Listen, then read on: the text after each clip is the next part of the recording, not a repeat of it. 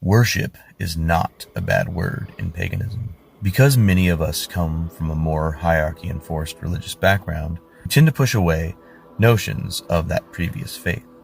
A valid reaction. But let me give you an alternative approach. Oftentimes, when researching, I come across interesting parallels and concepts that were just twisted for other means. The Christian religion, which I was raised in until I was 16, started out as a small series of cults. The ones in Rome, in particular, were seen as defying the Roman state religion. Prior to Constantine's Christianity, Roman polytheism was accepting of all religions, but you had to sacrifice to the Roman gods. Roman polytheism was tied to their government. They wouldn't reject other gods at this time, instead seeing archetypal parallels not unlike the Ptolemaic Greeks during their colonization of Egypt. So, since the Roman religion was a government institution, Christianity, a religion which started out uplifting the poor working class, was turned into a state-run religion, once Constantine mandated it, after winning a conflict for power in 313 AD, and later codifying this state-ran faith in 325 AD with the Council of Nicaea. Now, all Christianity has the influence, if not full bend, of being hierarchical. It only makes sense for freedom-loving pagans to want to cast off the shackles of a belief system steeped in state-run hierarchy. But this doesn't mean we can't find the original pagan meaning behind these religious terms that we're used to.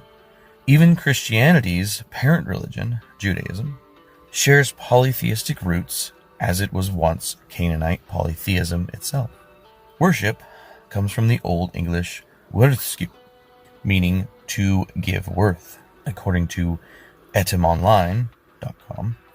Condition of being worthy, dignity, glory, distinction, renown, honor.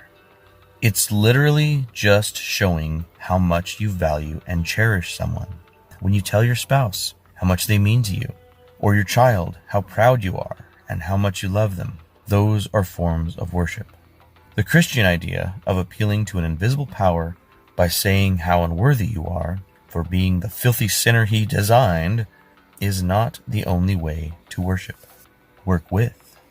We often say work with or honor when referring to a god, ancestor, or other spirit, and that's perfectly fine and valid.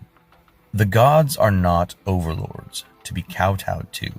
They're teachers, companions, friends, and paragons to be looked up to. Worship will likely include working with.